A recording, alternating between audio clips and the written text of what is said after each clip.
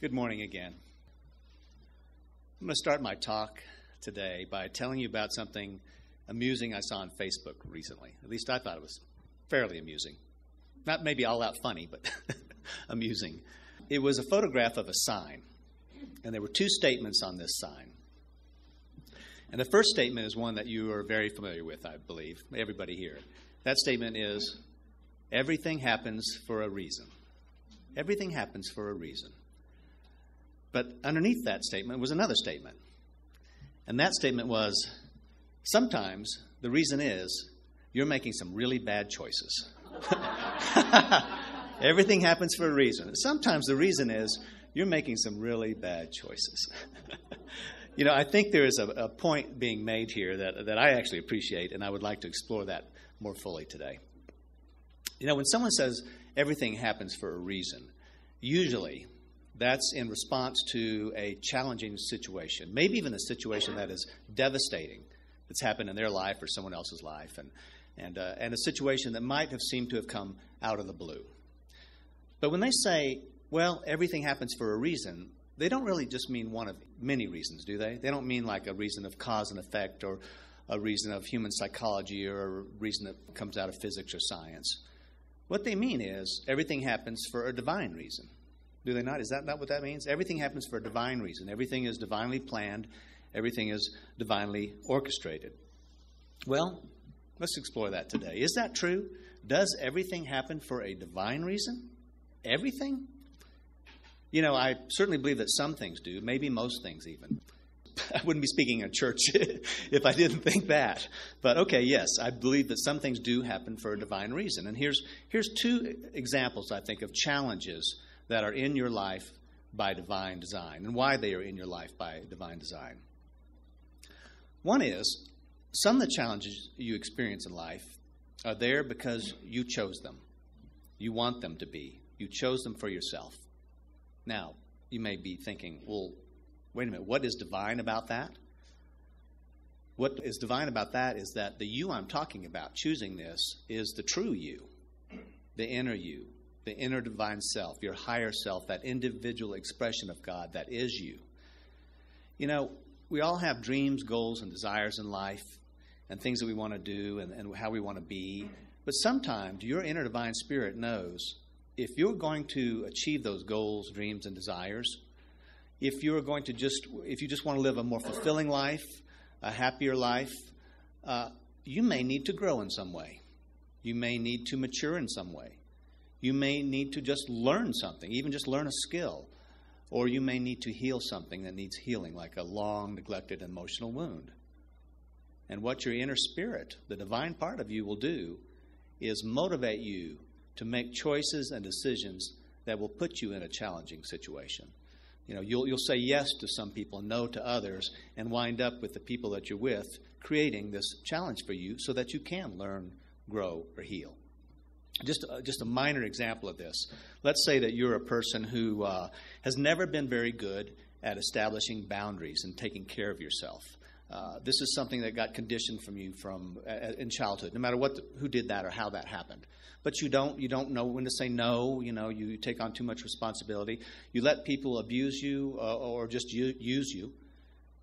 Well, guess what? Your spirit is going to continually motivate you and inspire you in a level you are not consciously aware of, to choose people who are going to continue to do that to you, so that one day you can say, hey, you know what?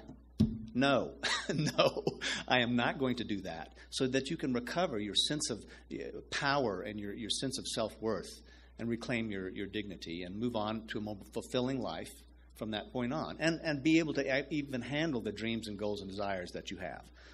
So that's one example. And I consider that a divinely orchestrated challenge, divinely orchestrated by your spirit. But you know what? That's how God works, through your spirit.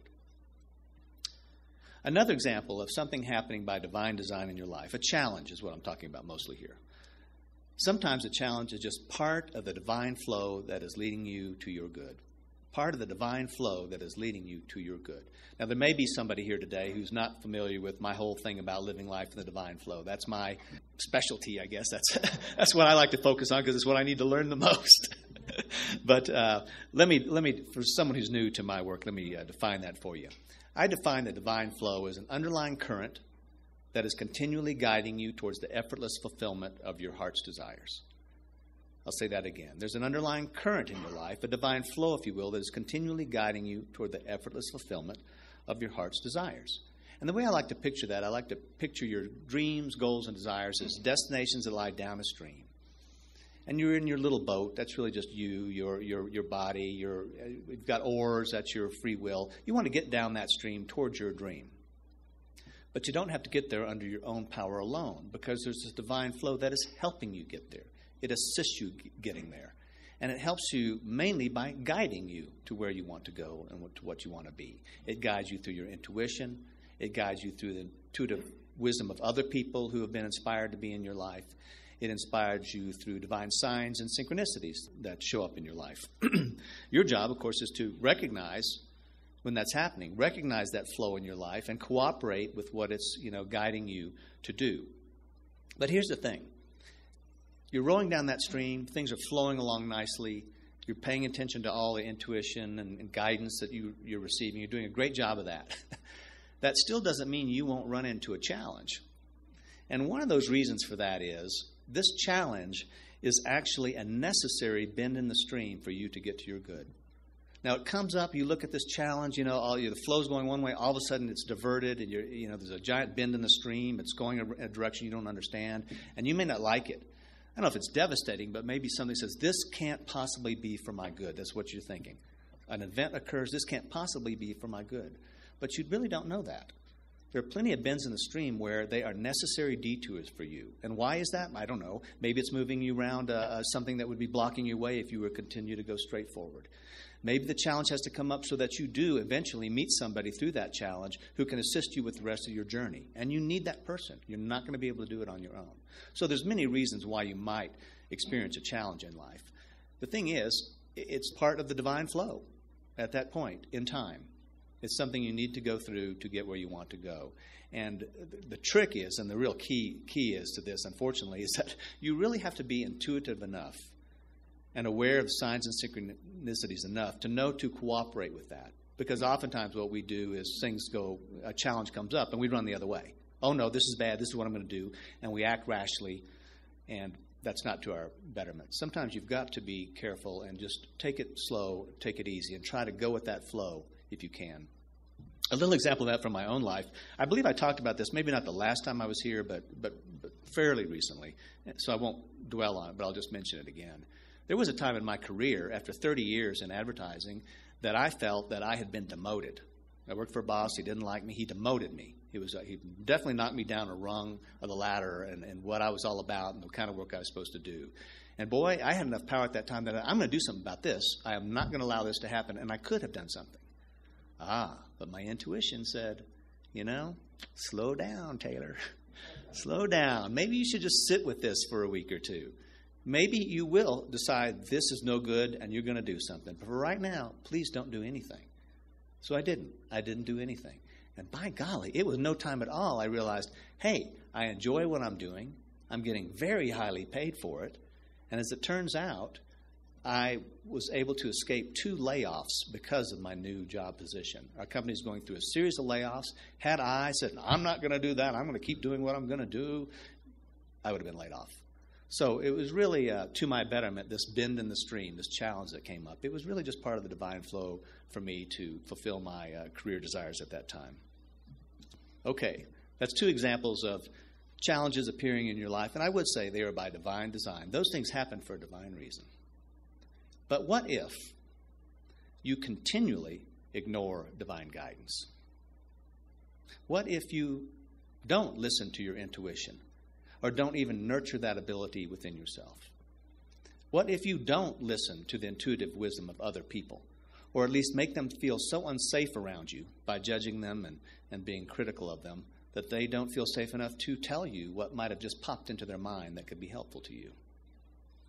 What if you don't pay attention to the divine signs and synchronicities around you? What if you're never even present enough to even notice those things? Or worse, you do notice them, but you overrule them and ignore them because you know better. Don't you think if you continually ignore divine guidance over and over and over again, there will eventually be a consequence to that? Don't you think you'll wind up somewhere where you really don't want to be and where the divine never intended you to be? Be in the reeds, in the rocks, or up the creek, so to speak? Sometimes, at least I believe, that the challenges we experience in life are simply the self-inflicted natural result of unguided and misguided choices. Like the sign said, everything happens for a reason. Sometimes the reason is you're making some really bad choices. And what about this? What about the ripple effect caused by the unguided and misguided choices of other people? People acting out of fear and anger, ego, and even greed. Is there anyone in this room who did not escape the ripple effect of the economy collapse in 2008 and why that occurred? I think there's been several movies on the subject now and books. I think it seems very simple in retrospect. Now, everybody can kind of see that there were some people who were making loans to get their commissions, knowing the loans were no good, and then passing those loans off to other people and the other banks who didn't know the loans were no good. That was that divinely inspired action? Not at all, I don't believe. That was an ego, human choice that affected us all. There is a ripple effect to that. Recently, as I was writing this down, I've never thought of this before, but I began to think about my whole visualization of the divine flow and rowing your boat down a stream. And I began to picture this ripple effect like, okay, you're in your little boat, things are going nicely, you're rowing your boat down the stream towards your dream, and all of a sudden here comes this power boat coming up the stream right next to you, full of will and ego and pride and power and going against the flow, and you get caught up in that wake. Sometimes you cannot escape being caught up in the wake of that kind of power, which is, I believe, what happened to a lot of us back in 2008. So there is a ripple effect, I think, from other people not following their divine guidance. Speaking of this water analogies, what about floods? What about tornadoes? What about natural disasters? Especially the kind of disaster where a tornado will go through a town, wipe out half the town, and leave the other in pristine shape. Or worse, when it gets down to just two houses. One house is destroyed, and the other house is fine. Is that the hand of God at work? Did God select one people to suffer and to save someone else? Or are natural disasters natural? Just the effect of the interaction of earth, water, wind, cold, heat in a system that is not specifically controlled by any divine intelligence. Is that possible? And finally, what about freak accidents? Freak accidents, those kind of things where a tree's been standing for 100 years and it falls over on somebody who's standing right under it. The one person out of 1 million people around, and it falls on this one person. Man, I got to say, that does challenge my belief system. When I hear a lot of those kind of things, I think, man, that person must have been selected for that. Or they selected themselves is another way of looking at it, that their time was up and they wanted that to happen. I definitely think those things are odd, but are they God? I ask you guys again, does everything happen for a divine reason? Obviously, I don't think so. But you know what? Drum roll, please. I could be wrong. I could be wrong. I'm wrong about a lot of things. For instance, don't take this the wrong way, but I personally do not believe in a physical hell. I don't believe there's a place that you go to be tortured, depending on what kind of life you have lived. You're sent there by the divine to suffer in that way for all eternity. However, to keep myself humble, I drew a little cartoon a few years ago of myself standing on a rock, and there's some flames behind it, and there's some demon-like creatures on either side of me poking me with pitchforks. And this cartoon, my eyes are real big, and I'm looking around, and the caption says, "Boy, was I ever wrong." So, I could be wrong. Hey, maybe everything is divinely orchestrated. Maybe everything is part of a big divine plan. Everything is divinely designed that happens in your life. Now, why would I be so wishy-washy about this whole subject? I seem to be very clear about it up to this point, because I'm just now getting to the point of my talk. In the end, it doesn't make any difference whether something is in your life by divine design or not. It doesn't make a bit of difference. Hence the title of my talk, Moving Beyond Reasons. Moving Beyond Reasons. The title of my talk isn't, what is the reason? It's Moving Beyond Reasons. Because you see, no matter where you are in life, no matter what has happened or why it has happened, whether it's in your life by divine design or not, the best response to this challenge you are facing is always the same, no matter why it is there. And the best response is, everything can be a stepping stone to my higher good if I want it to be. Everything can be a stepping stone to my higher good if I want it to be, if I see it that way and treat it as such. To go back to my visualization of a stream, bend in the stream may be there because it's part of the divine flow for you. It's really a detour that's moving you around an obstacle that you need to be moved around to get you to your good. Or a bend in the stream could be there because you have made an unguided or misguided decision, choice out of your free will, and that bend in the stream, that challenge that's come up, is a result of that. But it doesn't make any difference. Again, it makes no difference because there can always be a divine flow from that point on. There's always a divine flow from wherever you are if you are open and receptive to divine guidance and you're willing to take the next right step you're being told to take at that time. There's a fable that kind of illustrates this story. I've told it before here, I know, but I've embellished the fable quite a bit. Once upon a time, I'm going to see some heads go up here in a minute. There was a rancher who owned a donkey. And this donkey was very old. It was as old as he was. In fact, they grew up together. It's more like, not just like a farm animal, it's more like a pet to him. They grew up together, and he loved this donkey so much, he couldn't bear to put it down. And almost it needed to be. This donkey was very old. He had donkey arthritis. His joints were all stiff and achy. He had donkey cataracts. He couldn't hardly see where he was going. Well, one day the rancher, he's sitting on the porch of his ranch house, and he sees the donkey heading from where he is over to where the feed trough is. Oh, he's going to get something to eat. That's nice. And he sees that in between where the donkey is and where the feed is, there's this open well. The rancher had been a little bit neglecting in filling in this well that had gone dry. It had a little wall that's only a few feet high going around it, made out of stones, and there was he had never put a top over it or anything. It was just a big hole in the ground. And as the donkey heads for his feed, the rancher becomes horrified as he sees the donkey heading straight for that well. So before he can even get out there or do anything, the donkey does reach the well, and he's so old he didn't see it. He couldn't see it. He hits the side of the wall with his feet. He doesn't know what's happening. He's so arthritic he can't react properly to the obstacle he's run into. And that donkey goes headlong down that well, right down the well. Well, the rancher's horrified. He runs out and he looks down the well, and that well is so deep he can't see anything. He can't see the donkey at all, just a big black hole. And he listens because he knows he's going to hear sounds of suffering, but he doesn't hear anything. No sound whatsoever.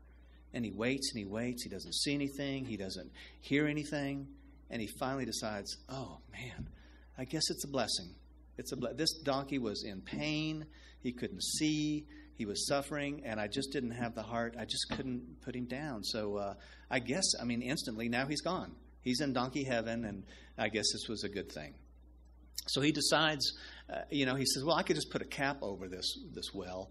But somehow something inspires him to think, no, I think this will be a whole lot of trouble, but I would like to make this a really permanent burial spot and memorial to my beloved donkey.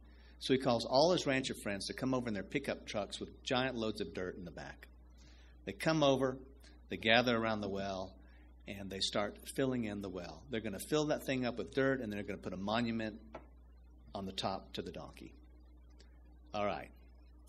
Go with me now down to the bottom of the well. Where the donkey is, fine.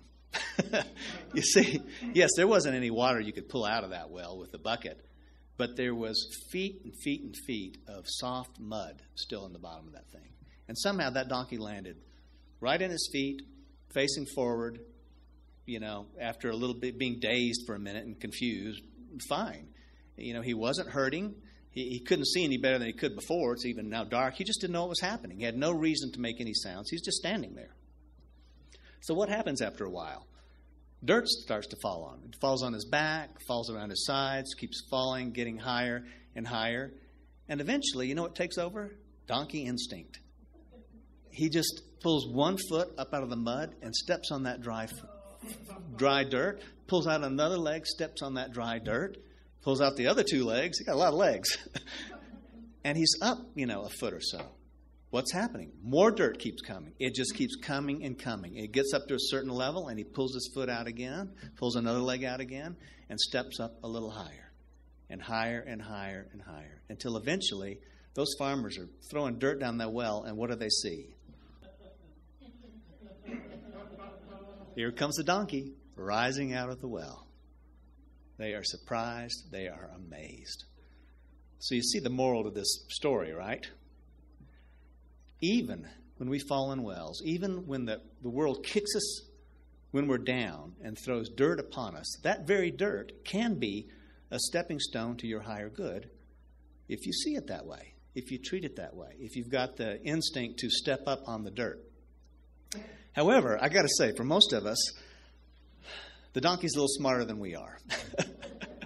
We've got the big brains, right? We should have this intuitive guidance going on all the time. But people generally, they don't always do what that donkey did. They don't wait, a little dirt piles up and they say, I'll have to just step up on this, and they're moving on in their life. No, we stand there and we rant and we rave.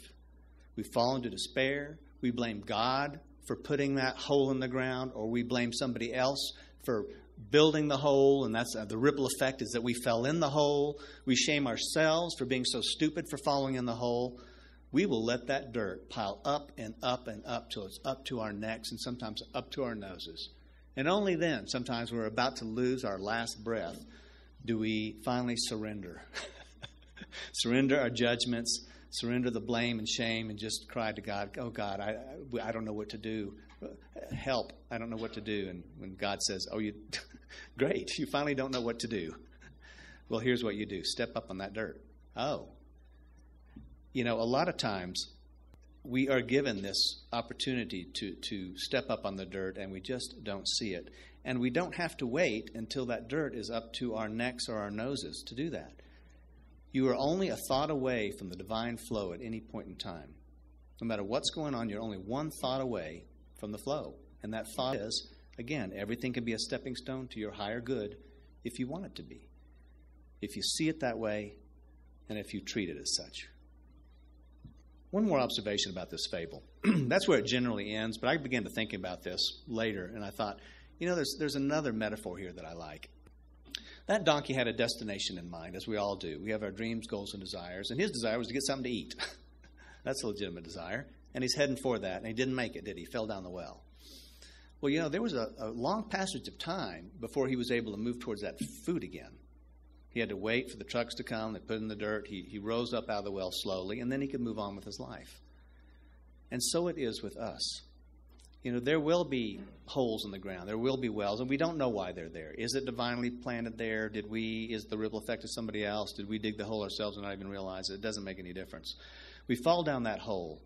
And just because you surrender to God and you're willing to take that next right step at that point, that doesn't mean you're going to magically appear at your journey's end or magically arrive at that destination you had in mind. Sometimes there's going to be a little time involved for you to rise up out of the well. And those stepping stones you get, that dirt that's thrown on you that you can step on and step up and up and up, sometimes that is what the divine flow is doing for you to heal you from falling in that hole. To help you grow from the experience, to mature from the experience. Maybe you need to make amends. That's part of the process. Maybe you need to forgive someone. That could be part of the process. Maybe there's something that needs fixing. So a lot of times, when you reach a challenge in life, it's not so much a bend in the stream that, now I'm magically at my chosen destination in life and my dreams are fulfilled. There has to be a process where you become a better person during that. You rise up out of the well before you can move on. And sometimes what needs fixing is bigger than even just your own life and your own problems. An example of that, I was reminded of it the other day. There was a woman whose daughter ran out in the street, I believe. Anyway, she got run over by a drunk driver, and she was killed. And, of course, the mother was devastated. Who would not be? Just a tragic event. But she really became upset when she discovered that that drunk driver was a repeat offender. Many, many times had been arrested for drunk driving, and somehow he still had a license and still was on the road and still was doing that. She became very angry. She became mad. So mad, she founded what? MAD, Mothers Against Drunk Driving. And she got some laws changed to at least help minimize that thing from happening again. It still does, but she improved the situation quite a bit. So you have to ask yourself, okay, something came out of that was good. Does that mean that was a divine accident then? Was that divinely planned for that little girl to get killed by the drunk driver? There may be somebody in the room, because I have read this and I hear this, and I'm not going to disagree with it, because like I said, I don't know, that would say, yes, the little girl, that was her divine mission on the planet, or that's a soul contract, but for the two of them, for that to happen. I'm not going to argue with that, because my point of today's message is it doesn't make any difference. I don't really know why that happened. All I know is that something good can come from whatever happens. So instead of going crazy trying to figure out why something has happened, just remember, everything can be a stepping stone to your higher good if you want it to be. If you treat it as such, if you see it that way. Or, to go back to the theme I started this talk with, everything may not happen for a divine reason. Everything may not happen for a divine reason, but with the guidance of the divine, something good can come from everything that happens. Say that again. Everything may not happen for a divine reason, but with the guidance of the divine, something good can come from everything that happens. Your job is always threefold, and it's the same in every case. No matter what's happening or why it is happening, be positive enough to see the potential for good in that situation. Be present enough to participate in the unfolding of that good by taking the next right steps you're being divinely guided to take.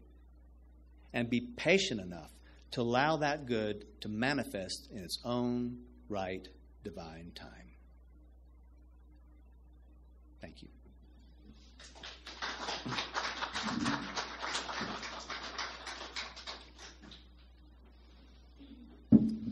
And now let's do a little visualization to kind of seat some of these ideas more deeply into our hearts and minds.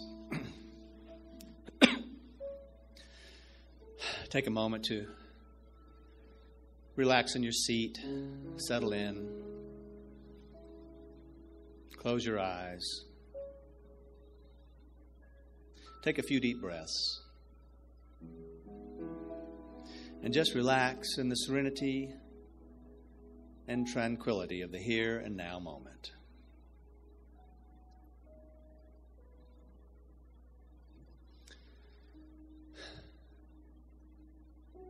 And now, in this more peaceful and present state of awareness, I would like you to picture something with me. I would like you to picture yourself standing on the banks of a stream. It's a very wide stream, a stream so wide, perhaps it should be called a river. You see this little boat at the side of the stream, and I don't know, feeling some kind of divine ownership of that boat, you decide to climb into the boat, push it away from the shore, and row, row, row that boat down the stream. As you row your boat down the stream, you notice how the flow is moving you along at a pace that's much more effective and efficient than you could achieve by your own power alone. And you come to realize that this stream is the flow of divine guidance in your life, of divine goodness in your life, of divine grace in your life. And you begin to row your boat down that stream, following that guidance, taking advantage of that goodness, being blessed by that grace. After a while, though, you look down the stream and you see a bend in the stream. And you know what? You recognize that bend. You sense you have been here before.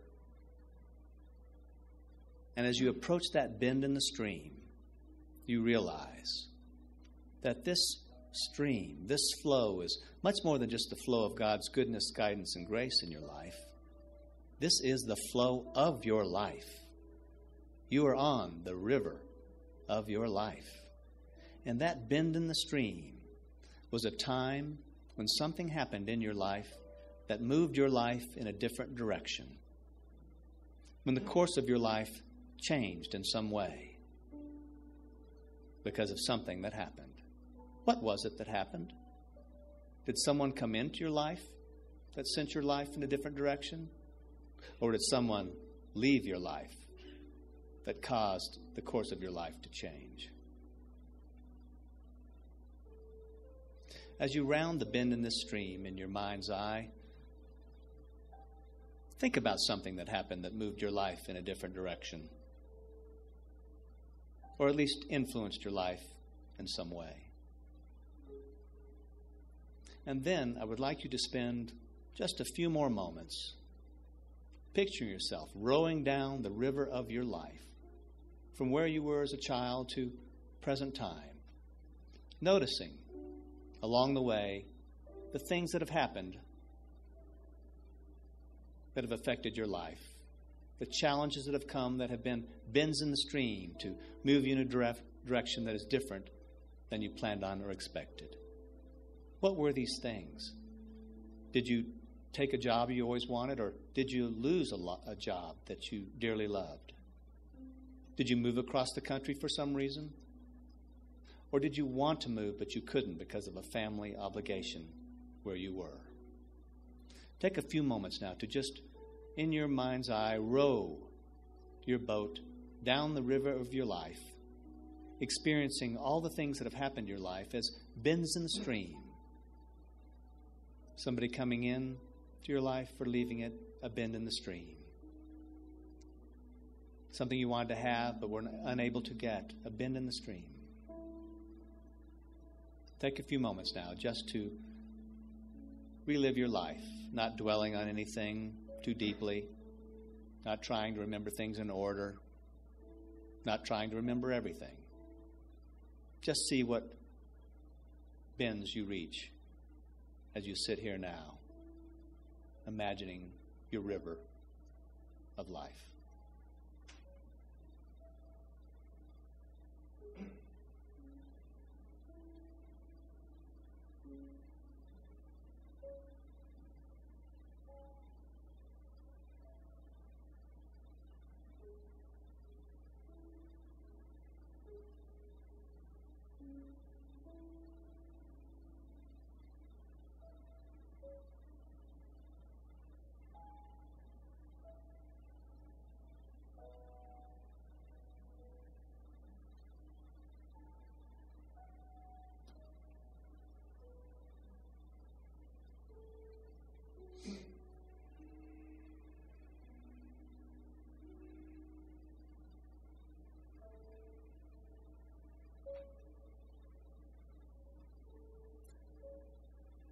And now, I want you to look down the stream, and you see on the banks of the stream a place that you can row your boat over to and climb out. A nice little cove. Perhaps it's even a sandy beach. You row your boat over to that place in the stream. You climb out. You sit down on a nearby rock or just sit in the sand.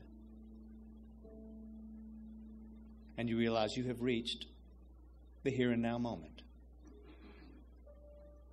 Your life has had many twists and turns, just like a river does. And all those things that have happened, those things you have experienced, have brought you to this place, to this time, the present moment. And oh, what a powerful place the present moment is. Because anything can happen from here on. You always have a choice as to what future you want to create. Yes, you can drag the past into the present and forecast a future much like your life has been. Or you can make choices that overrule former choices. As you sit here in the present moment, look down the stream that is before you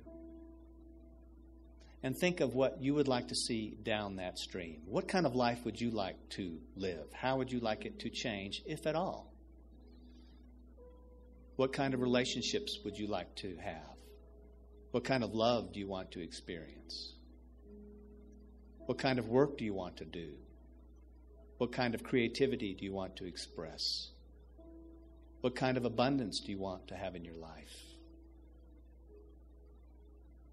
Picture now, down the stream, an ideal life before you. A life that's fulfilling, satisfying, and joyful. What is it you want to have, do, or be? What is your heart's desire? Spend a few moments dwelling on that.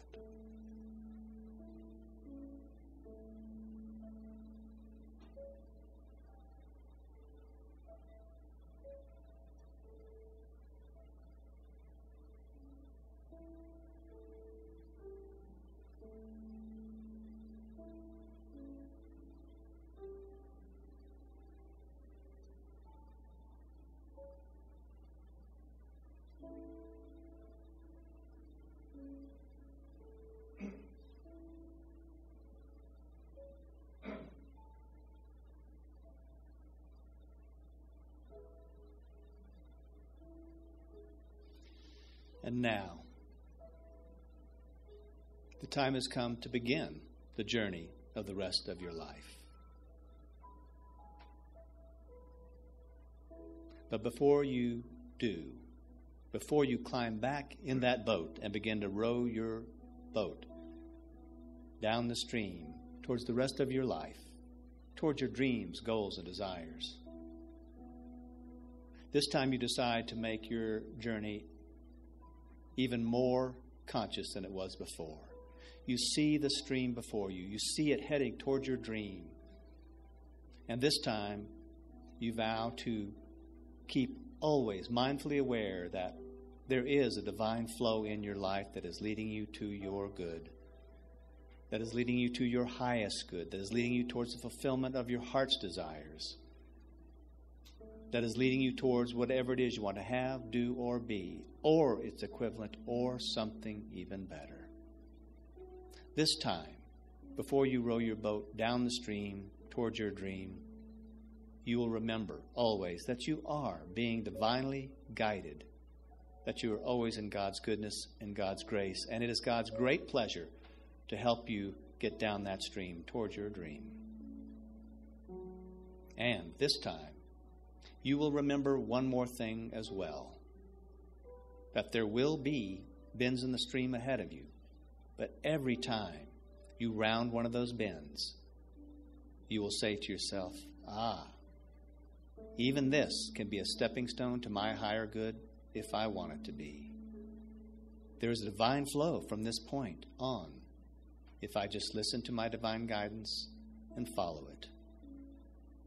Every time you reach a bend in the stream, you will remember your job is to be positive enough to see the potential for good in that bend, present enough to participate in the unfolding of that good,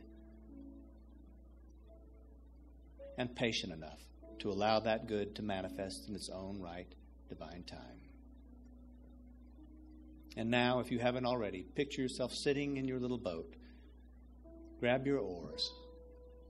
But as you settle yourself into the seat, begin to allow your awareness return to the actual seat you are sitting in now, in this time, in this place, in this church, in this city.